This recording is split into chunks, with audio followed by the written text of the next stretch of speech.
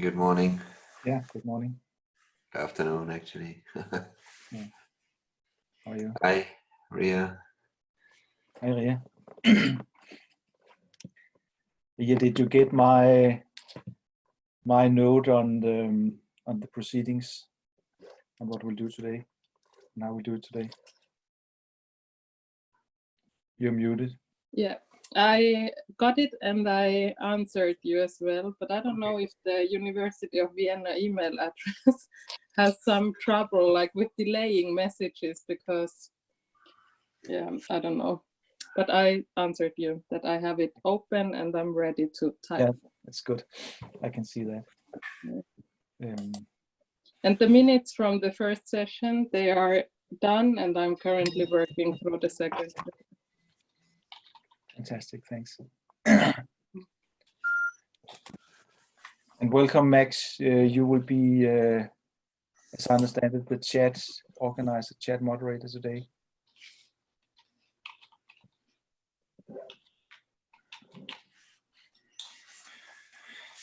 Yes, good morning, Peter. Can you hear me? Yes. Good morning. Hey, Jan Rene, did you see the latest statement? Yes, I did. I didn't do anything about it. There is a proposal to collapse working group 1 and 2, which seems to be a good idea. Yeah, I think that most of the working groups did not really distill the recommendations. So it's a little bit of a rambling text after the intro section, which is a combination of the summaries of the working groups plus the recommendations folded in a somewhat diffuse way. Yeah.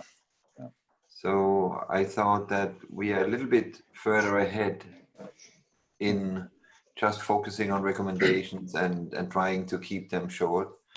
So I wrote that to Hayo and I said to Hayo that I think I copied all of you. I said, this is, I didn't even know where to start. I said that's probably something that has to be done after the summit. This 1 hour after the working group is not enough. No.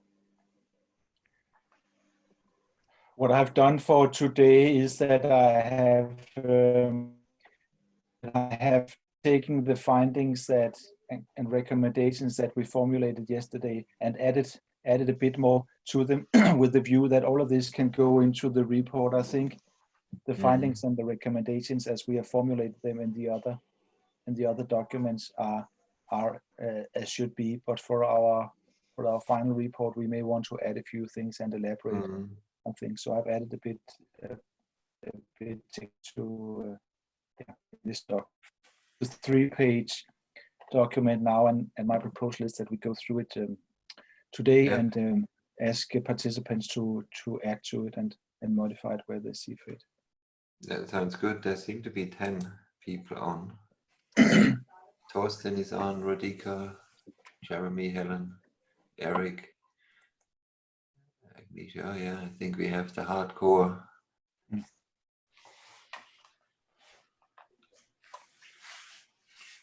I guess for some of them it's actually not in the middle of the night, so that's good. Well, it is also quite early to you, isn't it? What time is it? What time is it for you, Peter? For me, it's, what is the time? Oh, 4 now. Yeah, I got up at 3, so.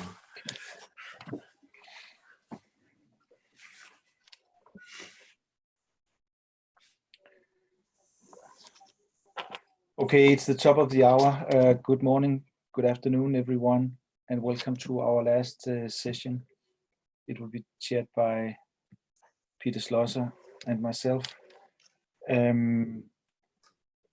As far as I can see from the list of participants, all of you have been participating in this session before, so I don't think there is a need for any further introductions or the standard statements that we we need.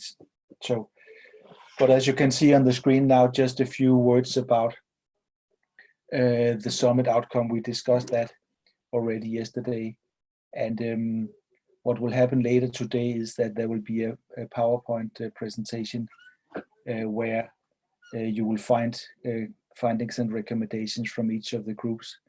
And after yesterday, Peter and I sat together and formulated two pages that will be in that PowerPoint. Now, these will not be you could say the final statements, but they will be on the screen later today. What you will also see later today is a 2-page and a conference statement. A draft will be presented today, but the idea is that following the summit, there will be a 1-week period where all participants can provide input. And then finally, there will be a conference report to be published at a later point in time. It's not yet known.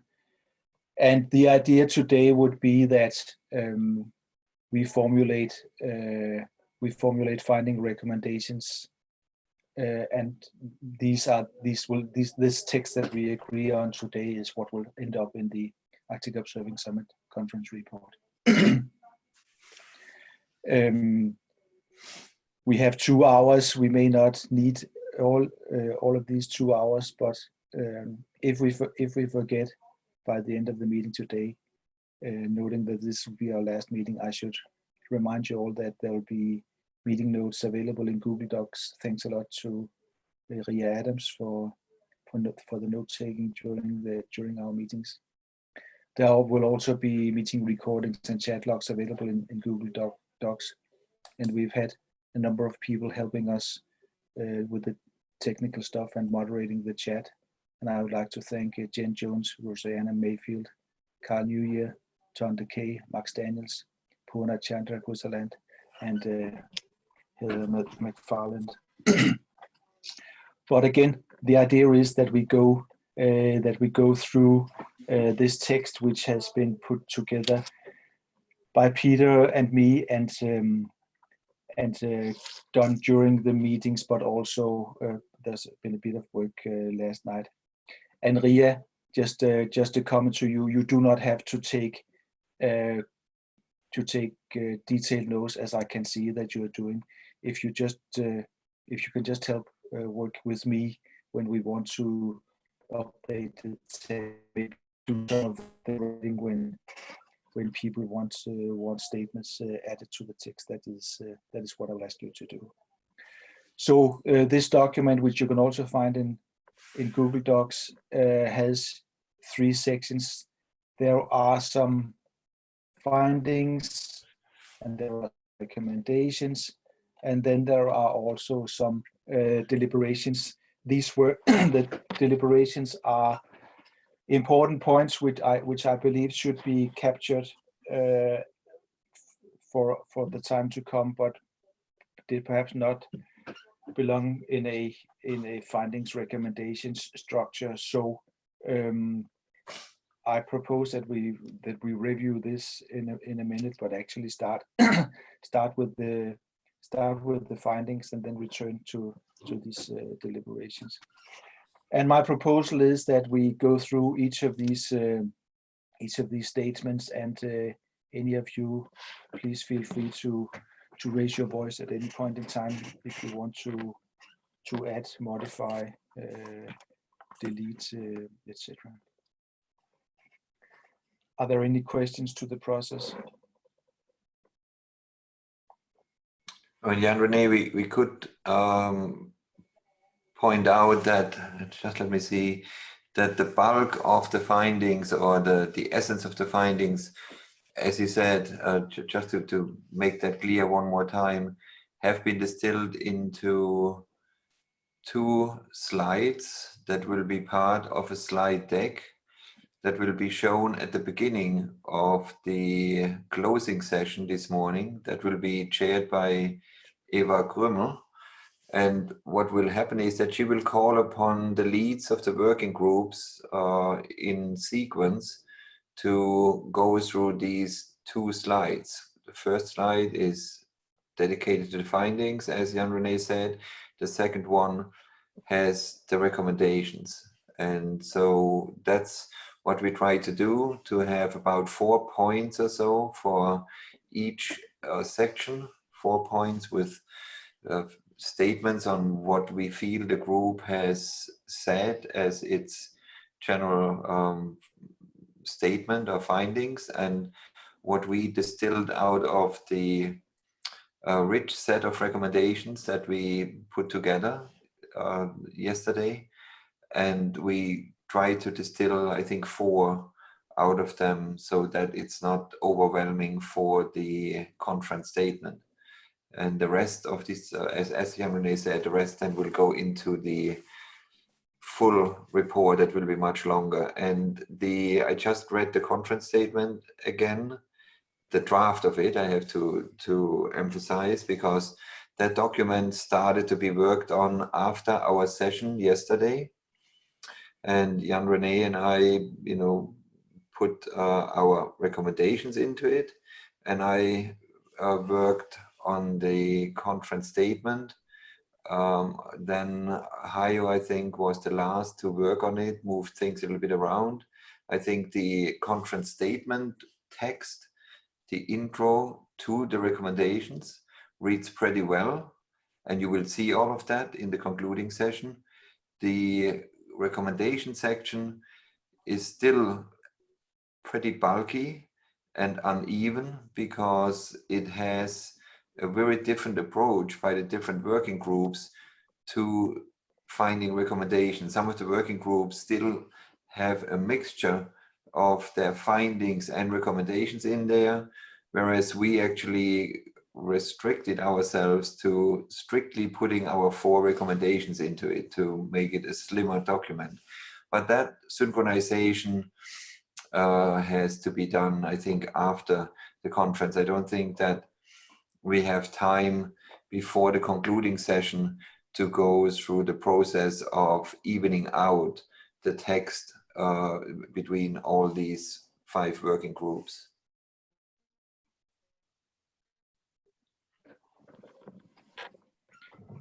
Thank you, Peter, for that clarification.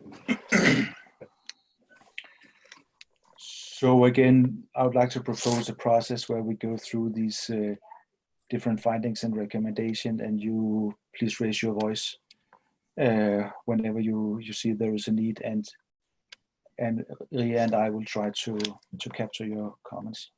So the first finding reads: in spite of the fact that the Arctic is a hotspot for global change, the Arctic observing system is still lacking the coverage and continuity retained to obtain a full picture of the nature and pace of the changes seen in all domains. And the next finding is: there is a gap between what nations invest in Arctic observing compared to lower latitudes.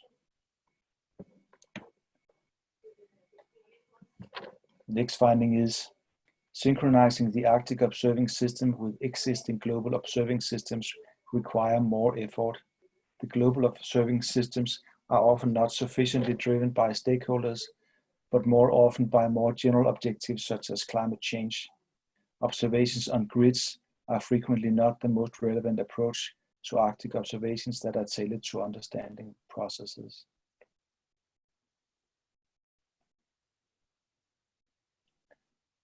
And the next finding is: social systems are generally poorly represented in observing systems. This is especially true for global observing systems. There are virtually no global systems for socioeconomic, sociocultural observations.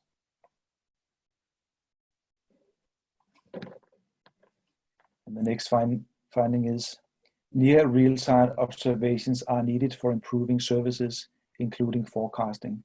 The lack of sufficient communication infrastructure in the Arctic is a gap and impacts the ability to do real-time transmission. And then the last finding: the UN decade on ocean science could offer some leverage. It could be the goal of the decade to have an Arctic observing network.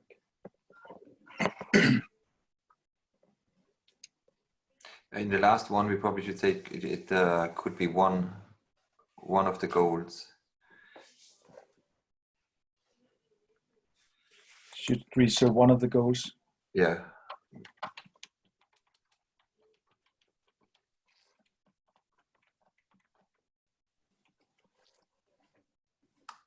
the decade could be to have, or should be, to have to establish an archive observing network.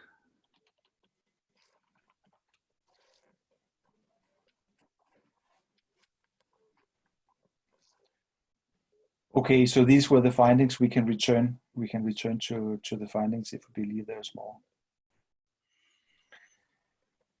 And then for the recommendations, the formulation of requirements to an Arctic observing system should be user-driven, i.e. driven by people in the Arctic and their decision makers. And the second recommendation is, where possible and with a match of essential variables, global observing systems should expand into the Arctic, at least with a subset of their parameters. And then the third recommendation, whereas an Arctic observing system could cover all domains, it should make use of the single domain observations of those global observing systems that extend into the Arctic. This is the balance that we have discussed between what the global systems could do in bringing their specific domains into the Arctic, and then there is a need for an Arctic observing summit that cover all domains.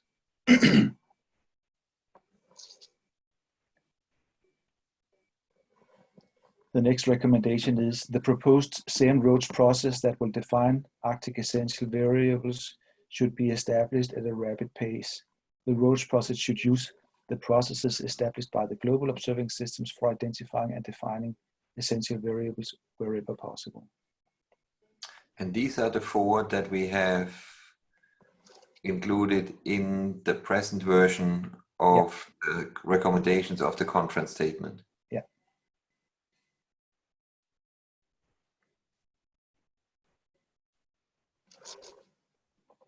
And then after that, and after reviewing what we did yesterday, I've added formulating these 3 additional recommendations. And the first one reads, a strong connection with global programs like GOOS and WMO should be maintained, since these can serve as conveners, having the capacity to bring relevant initiatives together. This would include endorsing the idea of establishing an Arctic GOOS.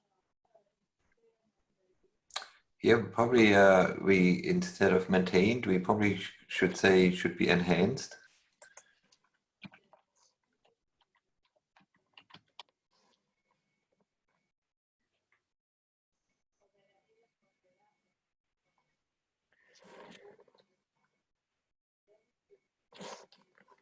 The next recommendation reads, long-term funding of observing activities in the Arctic is an issue. Currently, sustained observing is funded. Should probably say is Mainly funded. Mainly, exactly. Funded through research budgets, but should in the longer term be lifted out of research projects.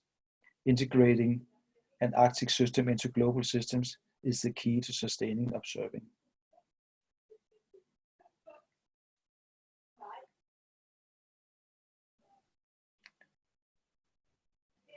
And then the last recommendation reads, relevant data policies and structures should be part of the proposed observing strategy. A strong connection with the data community through, for instance, the Arctic Data Committee, the Polar Data Forum, and the Research Data Alliance should be maintained. Here again, instead of maintained, I would say enhanced.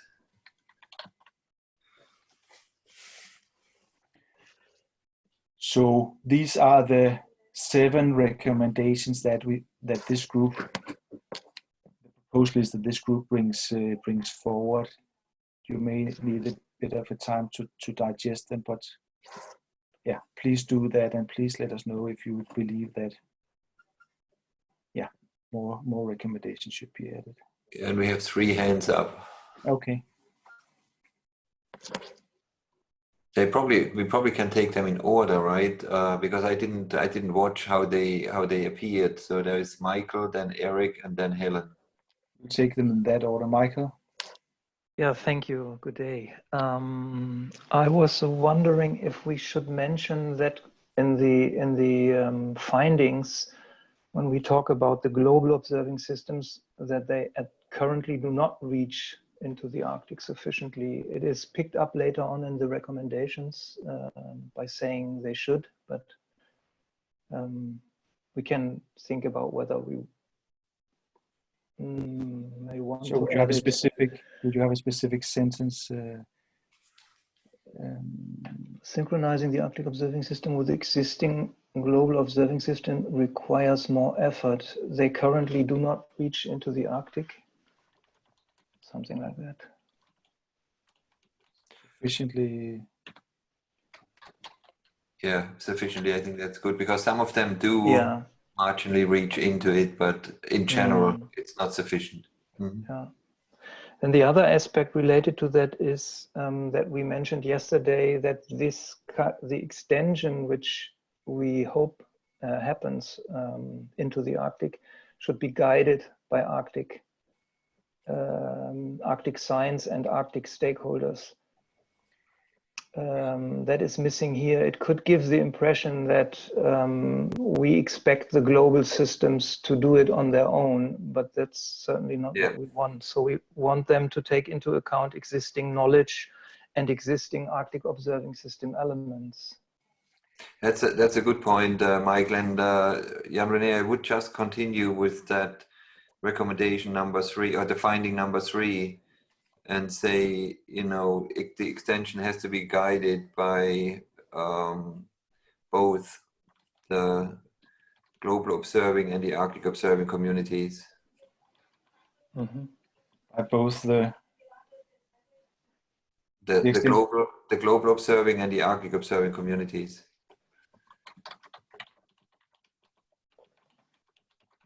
And all of that, text will be cleaned up in terms of language. We are just trying to capture the thoughts here.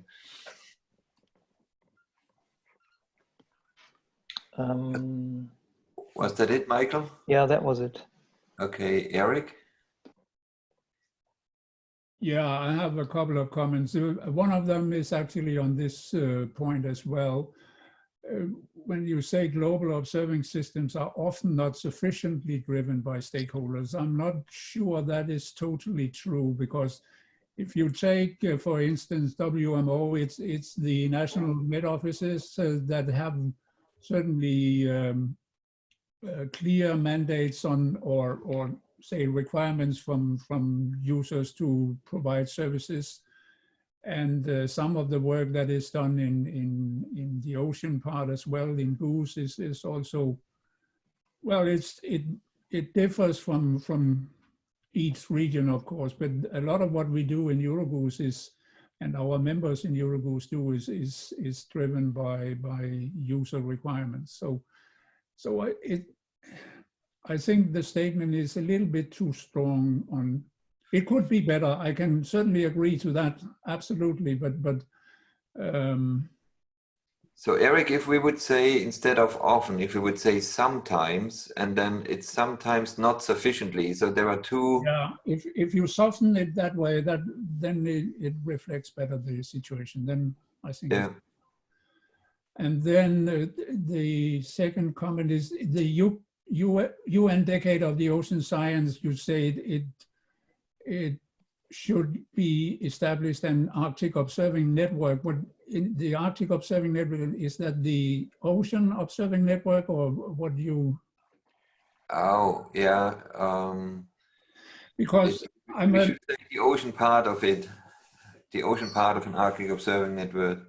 I simply took, this reflects more or less what Colin said yesterday, and I'm simply not sure what kind of networks he has in mind. No, but I can say that I very much appreciate that you have put the Arctic GOOS in the recommendations. And actually, I have discussed that by mail with Sandy a little bit further based on my presentation the other day. And we have agreed on an activity after this summit here, that we will try to start an internal dialogue between the GOOS Regional Alliance, already active in the Arctic and SAON, and then here we will try to formulate a strategy towards an Arctic goose, and then then afterwards involve IOC goose office, and then the Ocean Decade might be instrumental in the process, but the present Ocean Decade plan is very high level, and what we need here is a more practical approach. So I think the issue perhaps is covered by the statement you have in the recommendations about endorsing the Arctic goose. Okay. So I simply, you will know the, as Colin also said yesterday, you will know the initiatives that were started at the meeting in Tromsø, which was to be followed up in Copenhagen, to have a specific Arctic component of the UN DOS process. And I simply, and CN is invited to plan that process. And we have, there are representatives from CN there. And I'm simply not aware of the practicalities about these UN initiatives, what kind of outcome, what kind of recommendations they will come up with. So that is why it's a bit unspecific. You know the nuts and bolts much better, I guess. I think it's fine to mention the Ocean Decade, because that's a good. That was the idea. It's a big program, and it was so. But I'm reluctant to say that it should establish the Arctic observing system, because that's. But could, if we could soften the statement a little bit, that US UN Decade of the Ocean could offer some leverage and be instrumental in improving the sustained observations in the Arctic Ocean. Then we give credit to IOC and the big initiative that they have launched, and we have an open door to take them into account and make them, depending on what their plans are. For the time being, as I said, it's very high level, and it has to be more mature before we can really see how we can use them. Eric, I think that's a great suggestion, that language. Thanks for that. Okay. What you said about the process that you talked with Sandy about, could or should there be more language about that in here? Or no, I think I'm happy with that you have the statement or the recommendation as it has, because that is just say a strategy that I have discussed with Sandy. And what will happen now is we will take contact to IOS and to Canadian IOS and Eurogoose, and we will start the process. I know that all three are positive, but I don't want to put that into this document. But the endorsement is fine, and because then we have it on that SAON and the existing Goose Region Alliance can work together on this and promote the idea and put pressure on those states that are not up to now have been reluctant to do that. So that's a good. I'm very happy about having that in the form it has. Okay. Eric, do you have other suggestions? No, that was from my point. Thank you. Okay, good. Then Helen. I'm off mute. Yeah. First of all, great job. You've really captured, I think, the essence of the discussions here. Maybe I'll start with the one about the UN Decade on Ocean Science. There was a little bit of activity in the chat room, but about, I think the first word had been established, and we were thinking about changing it, but to encourage, promote, but I think at the end we've come back to language that I think is working. We might want to add something at the end about improving sustained observing for the Arctic Ocean, about attaining the Sustainable Development Goals, because the UN Decade is not just about ocean science, right? It's about ocean science to be able to reach Sustainable Development Goals. And that might be, you know, sustainable fisheries or healthy or. Okay, Helen, so what is the language to be added here? Okay, I'm sorry. Be instrumental in improving the same. I would just put so as to attain the UN or Sustainable Development Goals. I mean, it's a bit rough. But. I think that's a good idea. Sorry for interrupting. Yeah. Like this? Yeah, that's good. Yeah. And then a bullet earlier on where we were already revising it to global observing and Arctic observing. I wondered if we want to put something in there specifically about Indigenous people and local communities. That is missing. Yeah, sorry, 1, 2, 3. It's the one that's where to go. Yeah, synchronizing, the bullet starts with synchronizing the Arctic observing, and then it goes, the extension has to be guided by both the global observing and Arctic observing communities. Is there so something you would like to call out the indigenous specifically, because I thought when we are talking about the Arctic observing communities in plural, that this is part of it, but we can make that explicit. Okay, well then, yeah, I didn't know what that meant. I guess Peter was part of it in the Arctic observing communities. I didn't know. If you had, if it was not as clear as it should be to you, then we probably should assume that others might have the same question, and we could just call out including the indigenous and remote communities. Okay.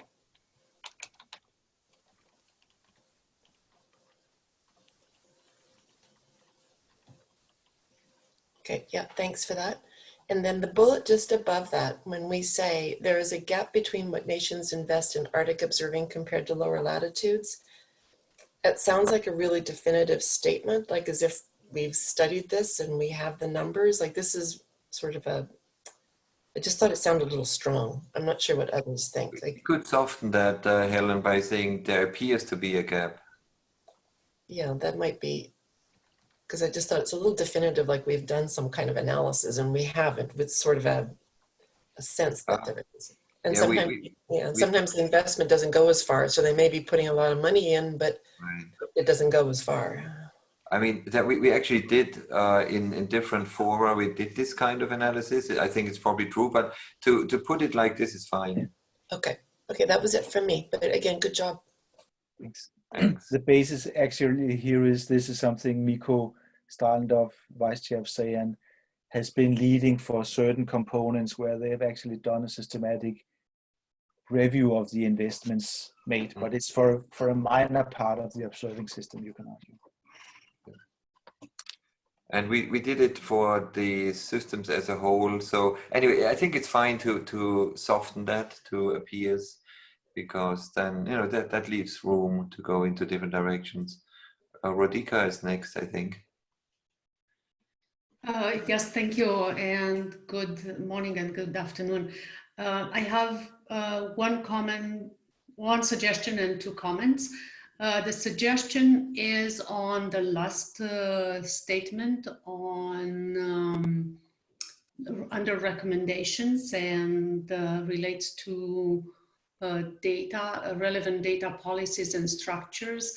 What I would like to see is actually a reference to building the interoperability of data systems and observing systems in the Arctic to achieve an increased access to observations and data through interoperability, and to recognize that this is a feasible mechanism, and potentially, I don't know, suggesting something like strengthening strengthening the role of the Arctic Data Committee and others to build the interoperability of data systems. Radhika, would actually, would a statement saying that it should follow the FAIR process be sufficient, because it does have interoperability in it? But yes, also, yes, to follow, but what I would suggest is to actually call upon, I don't know, the stakeholders, or maybe to even find its way in the higher level statements to enable actually the implementation of FAIR statements, because I think there is a certain capacity gap in terms of expertise and resources to translate those principles in practice. So if we follow what is happening here, saying that we should follow the FAIR principle, and then go into the overall statement with a component that would address that we have to enable everybody to follow the FAIR principle, is that sort of what I hear you are looking for? I think it's following is something, but there is something, a step before following. It's to actually develop the capacity to follow the FAIR principles. And this relates to standardization of semantics and terminology and metadata and data representation and so on, to give access. And I think the presentation from SIOS had some elements of this, and I know some of the work taking place in SIOS, but it's still a significant capacity gap.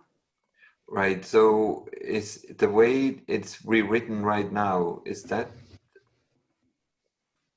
along the lines of what you're looking for? Yes, maybe. Yes, I guess so. I guess from the perspective of this group, a strong connection is sufficient. What I would like to see is really to urge these communities to achieve, to implement the FAIR principles. So including develop. Okay, no, it works. Yes, it works. Okay, good. Yes. Thanks. And the other point I wanted to make is related to the discussion on the ocean decade.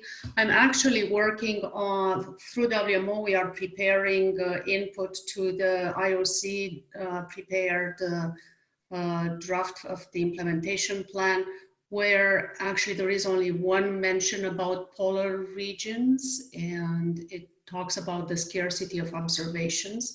So the language here is much welcome. And potentially to identify that this group should work with other entities to strengthen the representation of the polar component in the plans for the ocean decade. Would you want specific language added here to reflect? I would have to think and maybe make a suggestion later on rather than. Okay, that's fine. Yeah. Okay, okay, okay, thank you. Torsten?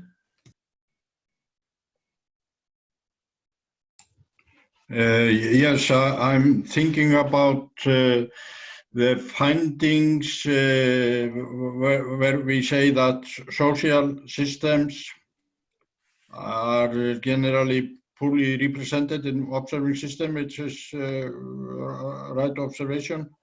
I wonder if we should sort of include also in this the same applies to health systems or something like that,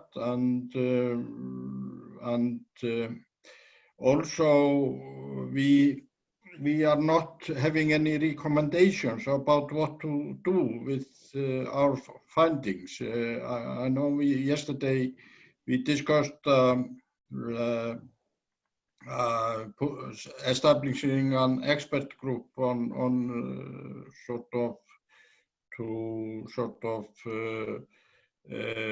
map out this problem.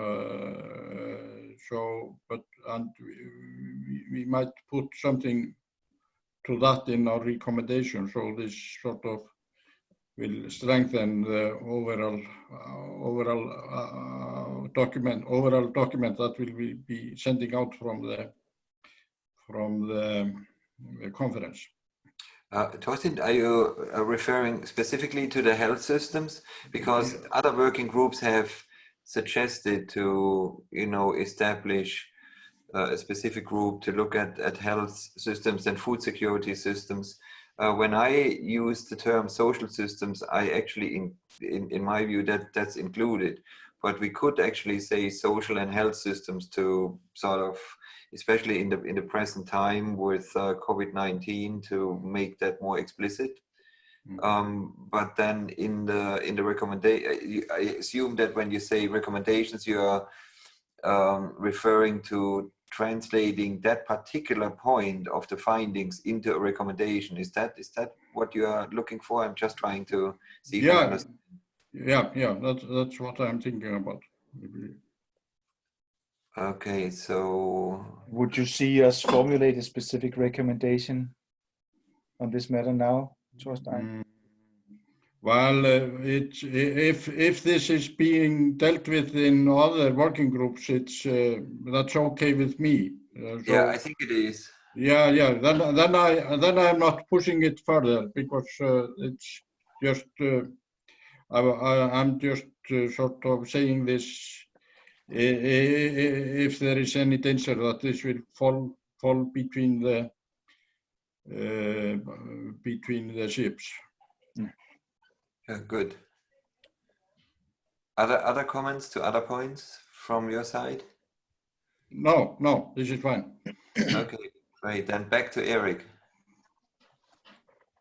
Yeah, just a short comment on the discussion of the last recommendation point. I think I fully support what Rudika said, and maybe if we can add in something about the unlocking of data, like we discussed on the last session, because that is part of the problem that we have this. Many of the observations are done by research projects, and there are problems in having data delivered in a timely manner, and the capacity to data management capacity is one issue, but there are also other issues why data are delivered in delayed mode. So an activity to unlock these data, if we can put that in somehow, squeeze that in somehow in the sentence, that would be nice, I think. So written out that it's just a suggestion, not a big deal, but it's part of the. That's a good point. I think Working Group 4 has something in their text with respect to, data quote unquote rescue or unlocking, whichever term you like better. But we could sort of. No, if it's covered there, then fine. I just want to make sure, because we know that there exists data around hidden here and there, which would be valuable to have into the services that we are doing. So it just to make sure that we capture this aspect as well. So to address that and to translate your suggestion into writing, I probably would not put it into the place where we try to squeeze it in right now with ensuring easy and open access. That's covered by the FAIR principle. I think I would add another sentence that specifically said, some effort should be made to establish access to data sets that have not yet been released into the public domain, or something like that. Yeah. Thank you very much for listening. Could you please formulate that again, Faria? Effort should be made to make data sets that have not yet been released to the public domain available to the entire observing community. Actually, not just the observing community, but to the have not yet been released.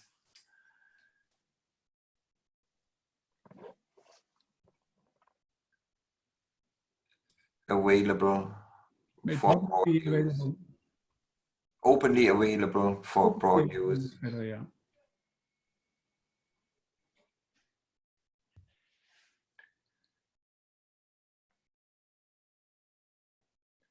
Should be made to make data sets that have not yet been released, and then take the slash out, openly available.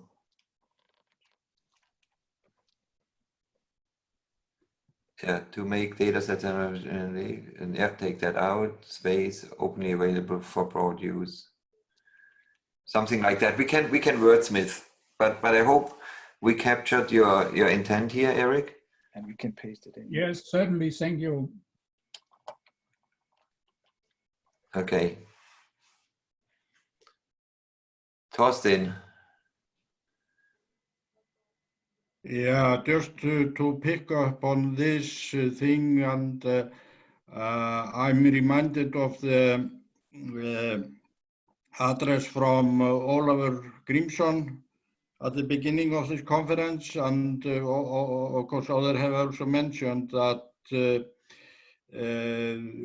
language might be a barrier in this, like this data question. Like we know, of course, there is a lot of data available, or in, for example, in Russia, that is not available for people that don't speak Russian. So, and of course, Russia is such a large part of the Arctic. So I don't know if you think we should sort of bring the language issue into this discussion, but I think some effort to make Russian Arctic data available to other parts of the world would certainly be of great benefit.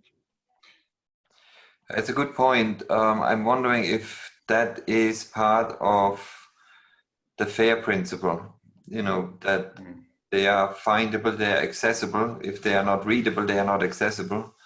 But that's something, you know, I leave up to the group.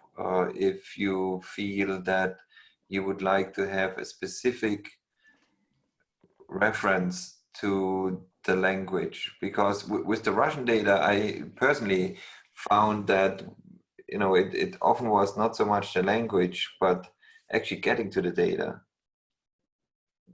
I usually found somebody to translate. But I'm absolutely fine with putting a sentence in if somebody has a suggestion for how that should be formulated.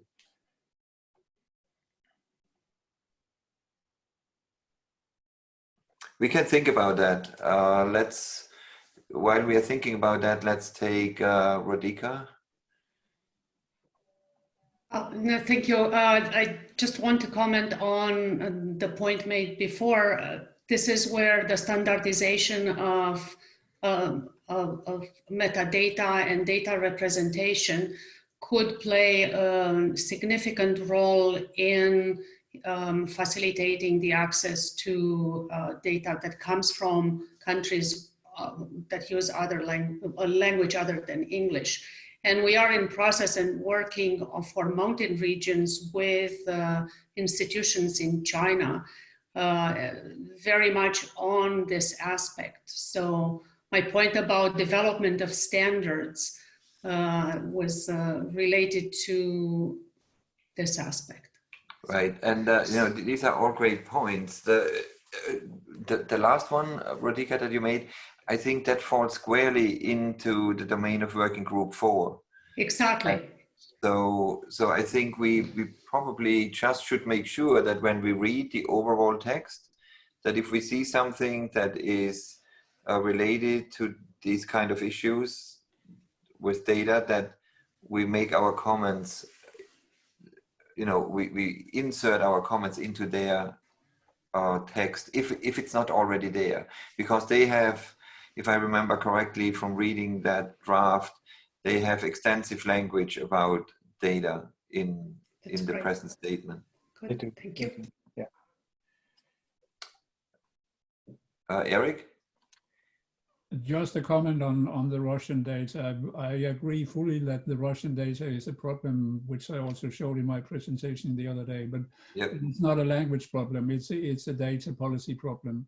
Yeah. I have discussed it with Russian colleagues in the Insaras project and so on, and there are there's a clear policy not to share data. So there's an effort needed to say communicate with Russia on this issue, but I don't think we should put it. It's covered by having the data policy things in. Right. Yeah, I would agree with that. I mean, you know, we saw how difficult it was when the environmental working group worked on the climatologies. They could establish the climatologies, but the raw data were not made available. So we all used these maps, but we could not really go in station by station if we wanted to compare time series at a specific site. These problems are long-standing and have many dimensions. Torsten, is that still your hand up from before, or did you have another comment? No, it's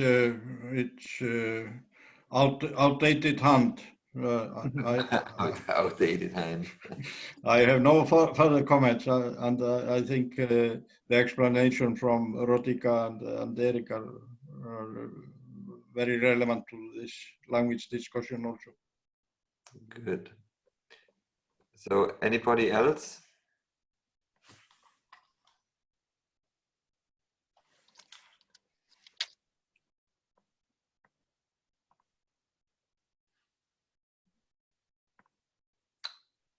So I guess you feel that we captured the essence of what we discussed in the past, in the last 3 sessions.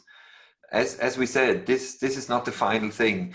This is just to give you a sense of what Jan René and I saw as the main points that came up in the discussion. There are several rounds in which this can be refined, can be amended, and also there has to be now some synchronization. I think once you read these in the context of what you see from working groups 1 through 4, in addition to the lead-in 3/4 page conference statement, you probably will have more ideas for what should be done. I see our number of participants went up to 21. So specifically those who came in somewhat later, let me just restate what we are doing. We went now with those who were on the call from the beginning. We went through what Jan René and myself distilled from our discussions into 2 segments. One is findings, the other one is recommendations. Some of these points, roughly 4 from each, the finding sections and the recommendation sections, went into what is now the draft of the conference statement that in about 2 hours or so will be presented to the plenary, the virtual plenary of the summit. And before that, there will be about half an hour of the 2-hour sessions dedicated to reading through or presenting working group by working group, 1 slide on the major findings and 1 slide on the recommendations. And we had, as I said, we had selected 4 of each of these categories for that presentation.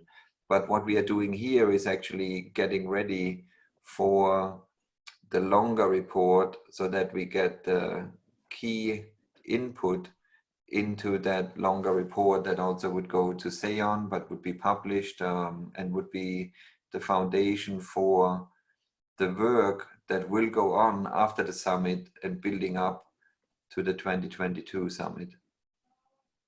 So those of you who didn't have a chance to read through that at the beginning, but might have had a chance to see it now, if you have any further comments in terms of what you feel might be missing from the conversation that we had, or a point that we missed in our conversation altogether, that would be the time to bring that into the discussion.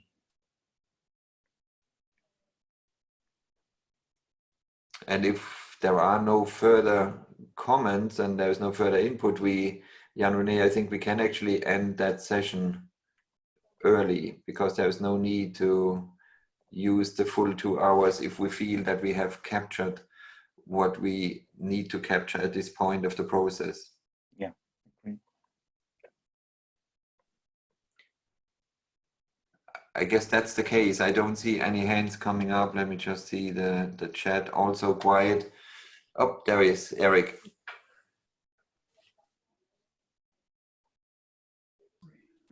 I just want to ask this Google Doc is, Jan René, is that the link you have shared with the working group 5 earlier before the meeting?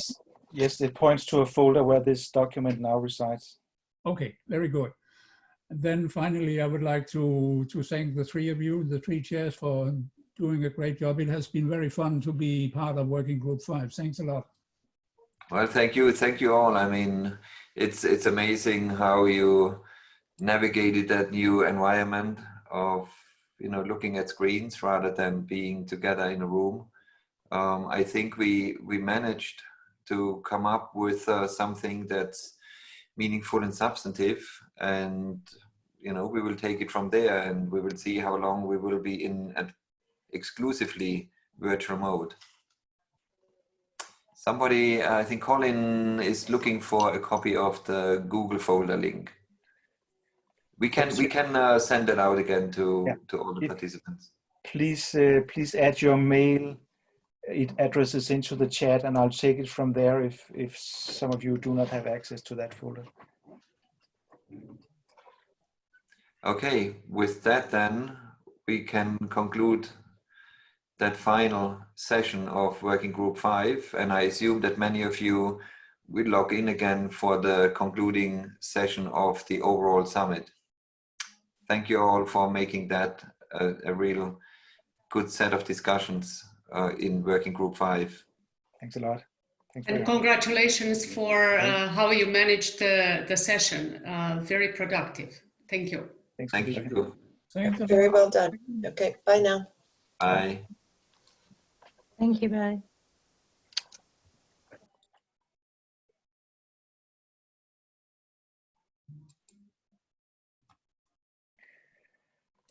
Max, will you be able to save the chat record and share it with me? Yes, I will do. Okay, thank you. And I'm assuming that we can just leave the meeting now. The recording will be saved according to the process that we know.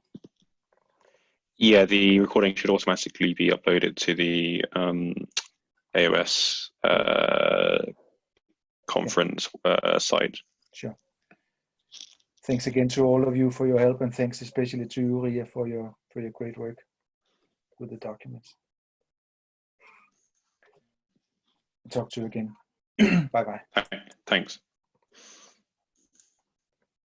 And again, Max, you know my email address and can send me the chat. Yeah, I'll send it to you now. All right, thank you.